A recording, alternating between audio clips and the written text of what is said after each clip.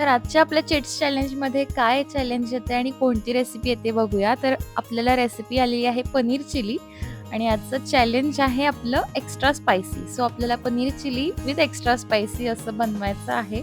तर इथे मी पनीर घेतलं. हे माझं 200 ग्रॅम पनीर आहे. त्याला मी मैदा कोट केलाय मैद्यानी आणि मिरपूड, तिखट, मीठ घातलंय आणि पाणी घालून हे सगळं कोट करून घेतलं. इथे तिखट तुम्ही नाही घातलं तरी चालेल. माझा चॅलेंज होता एक्स्ट्रा स्पायसी. सो मी तिखट ॲड केलंय आणि मग आपल्याला हे सगळे असे गोल्डन ब्राऊन होईपर्यंत पनीर फ्राय करून घ्यायचंय.